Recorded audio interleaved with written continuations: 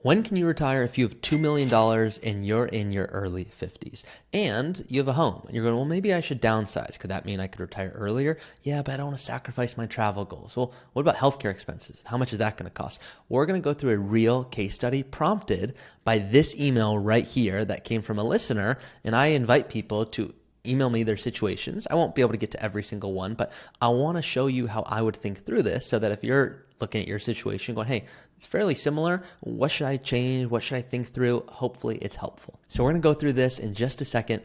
But if you don't already know, my name is Taublieb. I'm a certified financial planner. I'm the host of the Early Retirement Podcast, and I'm the vice president here at Root. If you are interested in an early retirement and all strategies around investing, tax, withdrawal, estate, healthcare, insurance, that is what I do. So hopefully this has resonated so far. Please, I invite you to subscribe if you're looking for more information like this. I don't even love the word retirement. Most of you know that. I prefer recreational employment.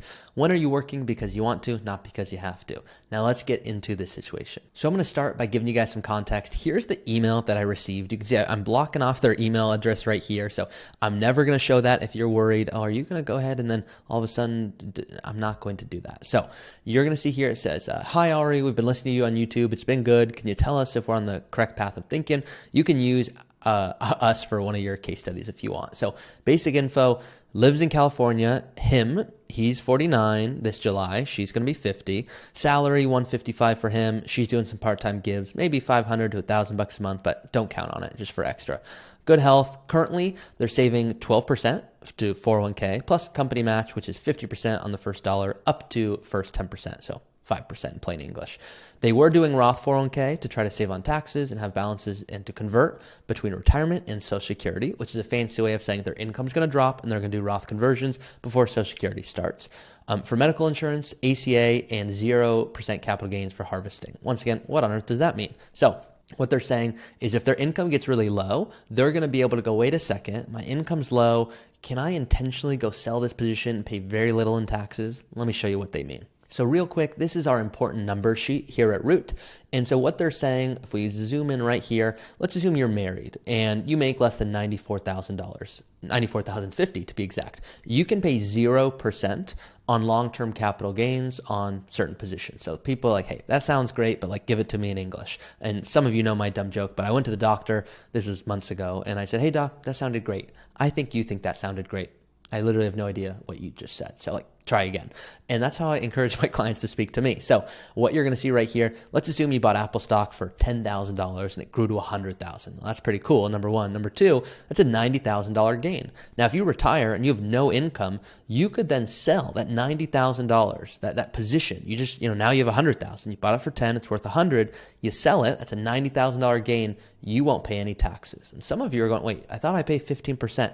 Yes, but that's only when your income's above this. So in this particular case, let's assume that this spouse was making $40,000 through side income and he retired. Well, if we sold 90,000 of stocks, only, you're going to see here, the 40,000 of it is normal income. The additional, so once again, 40,000 normal income, 94,050. That $54,000 difference and $50 would be taxed at 0%, and anything above that gets taxed at 15%. So this is only on long-term capital gains if you've held that position over a year. So I promise guys, I won't go into the weeds there, but that's what they're saying when they say capital gains for harvesting from brokerage accounts. You can't do that from Roth or IRAs or anything like that. They're maxing out 2 Roth IRAs. That's what they're doing. In terms of what do they have, like what are they working with? $606,000 are in Roth money. So both Roth IRA and 401k. $646,000 are in their pre-tax accounts. Another $736 in brokerage accounts. Then $245,000 in cash. So emergency, car, they want to sleep at night, just comfort. They've got a mortgage and a home worth $700,000. Here's their tax rates for 2023. They currently are spending $6,650 every month, and it includes almost everything, but not the saving amounts. They do donations from their brokerage account to harvest gains. So as opposed to them paying, let's assume you want to give $5,000 to the Red Cross. Well, what you could do is you could go sell stock and then you could give it to them, but it's not as good for you because you don't get a tax benefit. And it's not as good for the charity because now you just paid taxes and then gave them what's left over after you paid taxes. It's more efficient to simply give directly to, for example, the Ari Taublieb Giving Foundation, not pay taxes, and then give out of that. So I get a deduction. And at the same time, if I bought Apple stock for $5,000 and it went up to 100,000, well, I can now give that full 100,000 if I wanted to a foundation, and they're getting the full 100,000. They're not getting hypothetically $85,000, which wouldn't be as good for them. So that's what they're talking about there. Bare minimum, like could they exist on $4,623? They would love to have about $10,000 a month, which is $36,000 more for travel, and their hubby's dad is still traveling at 80, mainly travel, dining out, entertainment. To me, I really don't tell anyone they should retire early. If I think they're going to retire too early and not be able to spend what they want, I'm naturally conservative. And so what's going to happen is, let's assume you're in New Zealand, and this happened with a client. And they're like, yeah, I think I'm in a good spot to retire early. And I go, what if you want to spend an extra week or 2 weeks there because you love it, or an extra month? I don't want you going, well, I didn't work long enough, so now I can't. I'd rather you work 6 more months so you can travel to the degree you'd like for the rest of your life. So I'm naturally conservative. They don't have a pension. They want to buy a car, $50,000 every 15 years. Medical, they're on their own till 65. So how much is that going to cost? $400,000? No, I'm just kidding. Social Security, probably him at 70, her at 67, spousal benefit. So what that means is you're eligible. Let's assume I worked until I'm 70. Okay. And my partner, Alice works, but she's not making as much income. We have an option is Alice can take her own benefit at any time, or she can take half of my benefit once I start, but only up to my full retirement age. You're like, hey, what on earth did you just say? So what this means is, what he's saying, spousal benefit, let's assume he, in this situation, starts at 70. She's going to be eligible for half of his benefit, but not the 70 benefit, half of his full retirement age benefit, which more than likely is 67. So what that means here is that's when she's eligible for his benefit. Some people go, well, if I collect and get $4,000 at 70, doesn't my partner get $2,000? No, it doesn't work that way. They're eligible for half of the full retirement age benefit, and that could be a good option if that's larger than her own benefit through her working history. So here's the questions. Do I do all traditional? Do I do all Roth 401k? How much? Do I max out my Roth IRAs? Do I do the bare minimum? Do I save it in my brokerage? When's the earliest I'm time to confidently retire? She's like, hey, he doesn't hate his job, but he'd love if he knew he could quit. Here's what I find. I find it's very rare that people truly hate their job. I find more often than not, they're going, hey, I'm working, I'm stressed. Am I hurt here at work because I want to? Or because I have to. And then once you find the answer, I find people go, whoa, yeah, it turns out I don't hate as much as I thought I did. I just thought I had to do it, and that's why I hated it. And then all of a sudden you go, ooh, it's kind of cool. I'm working because I want to. Maybe I take Fridays off. I negotiate with my boss. You might even find you do more work, but you're doing it on your own schedule. So beautiful questions. I'll get emails like this consistently. So I took all that I just explained there, and I put it into here. So this is going to be a longer video, but this is hopefully helpful for you guys. All that information, mortgage, property value, investments, I dropped it all in here. So, there are 401ks and IRAs and Roth and brokerage. I nickname it the superhero. So because it's the account that lets you retire early, because you got to live off something before you can touch into the accounts. This was if they wanted to add new money. I was just playing around with a few things. So right off the bat with this couple, once again, they want to travel and they want to buy a new car every 15 years. And, I just rounded up to spend $10,000 a month. And you're looking at this. I know you guys who sent me this, you're going, wait a second, Ari, wait a second. I told you I wanted to spend $10,000 a month, and this includes $36,000 extra for travel. I'm like, I know, but I want to make sure you have extra buffer. And so you might be listening going, hey, no, that $10,000 kind of includes the travel. I'm sure it does. I would rather you travel even more, and then I'll turn it off and show you what if it was like what you alluded to. So right off the bat, I'm showing them retiring at 65. And people are like, I don't want to retire at 65. I'm like, I know. Let's start. What does it look like?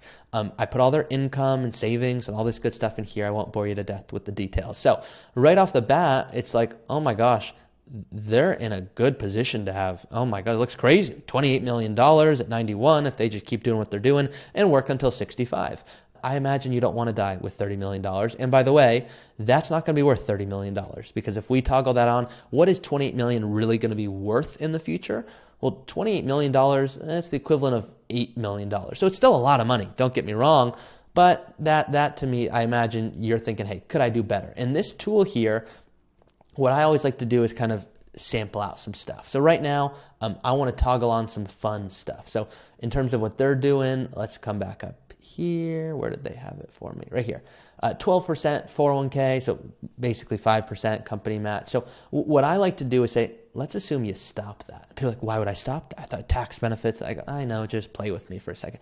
Let's assume you stop all savings and you don't do any brokerage. You do nothing. You're not saving anything. You're like, why would I do that? Well, I want to show you right now what position you're in. So let's assume I'm telling this couple, you're not allowed to work ever again. I wouldn't even let you if you wanted to. Like, oh yeah, but like that's kind of crazy. Like, I don't think I really want to stop. Would we be okay? No. And so right off the bat, people go, whoa, so if you're telling me I'm not in a spot to retire, I'm saying, hey, if you want to spend $10,000 every single month for the rest of your life, plus, once again, let's go on and add on the travel and the new car and all. No, you're not. And so right off the bat, people start freaking out. Oh my God, I'm not in a good. That's not what I'm saying. Once again, remember, I was duplicating expenses in here. Are you going to spend $10,000 every month for the rest of your life and $36,000? No. And once again, the travel, I just turned that off at 78, like they asked me to do. And so right off the bat, it's like, hey, the reality is if let's just call it 7,000. Let's go back here. Base rents again, current 6,650, but they'd love more. Let's put it at their number, 6,650. Why am I doing that? It makes a bigger difference than you think. Come right off the bat, well, now we're not retiring right away, but okay, we're able to certainly do more. Now, let me see, what can I play around with before telling this couple they have to keep working? And you're like, well, it looks like they're going to run out of money at like 78, so what could you possibly tell them? Well, I could tell them you could spend less. So I could say, hey guys, you're still going to get to travel, but you can live off that $4,500 a month right now. And here's what it looks like. And they're like, well, let's go back and make sure. 4,623. Okay, so guys, if you wanted to just live off the bare minimum and still spend on travel, and by the way, guys, this includes the mortgage. Okay, so this includes the mortgage. This is all in. If they said, I'm going to stop working, okay, both of them, guys, they're going to have $2 million. Now, this assumes a moderate portfolio. I'm naturally conservative. What if I said, hey guys, moderate portfolio. What if you said, no, I'm kind of open to investing a certain way. I use, let's just call it a 70 or 75 or 80% equities. Let's say 80%. Let's just say 80% equities, no more saving, just hypothetical here, okay? Whoa, we're on track for $4.5 million. And right off the bat, looks like we're in a great spot. I mean, guys, this is pretty cool. To this couple, this is what I would tell them. I'd say, guys, if you're like, I hate my job, which I know is not what you said, but my husband would sleep better knowing we didn't have to work. You're buying new cars every 15 years for $50,000. You're traveling $36,000 every year from starting now until 78. Like, it's pretty cool. And here you are. You're living off $4,500 plus you've got your mortgage, and that's separate from this. Okay, so that's all included. You're like, whoa, that's pretty cool. And, if we invest well, this is like 7-8% return, which, by the way, guys, I think is very realistic. So people go, oh my God, we're in a great spot. Well, let's hold off for a second. This is no more savings. I mean, you could save more and make it look better. You could do this. You could go, well, what if we work until 51? I mean, just do one more year. I bet both of you would go, well, it's not that big a deal. One more year, we could make it happen. I mean, oh my God, that's almost like $1 million in value. All I did was decrease expenses, increase returns from the average, call it 6%, 7% in a traditional retirement software. Well, guys, we're playing around with the idea of retiring soon. And some people go, this seems crazy at 50. Sorry, little typo there. 50, my coworkers nowhere close to retiring, and they're 60. And guys, I don't care what your coworkers are doing. If you've saved and invested well, you might be in a way better spot, and that's head trash. So get that out of there. What this is not including is healthcare. And so people are like, okay, we've got to add that in. I mean, we've got to pay for healthcare, both of us. And, not till Medicare, it's till 65. I'm like, it's like $2 million. What is that going to cost? So what I'll do is I'll go in here and I'll just say, let's just say for both of you, I'm going to force you. You're not going to work ever, until every single year. And this is going to go until 65. Okay. And let's say for both of you, it's $15,000 a year combined. Okay, $7,500 each. I've seen it be way more, by the way. I've seen it be $15,000 each. The truth is, you do good tax strategy, you take advantage of subsidies. That's just not going to be the case. But I'm just putting it on there. So I want you to quantify the impact. So now you're investing well. You're following the right rules. Let's assume you're spending, let's call it $6,000 a month. $6,000 a month, plus you're paying for the mortgage, plus you've got travel, plus you've got.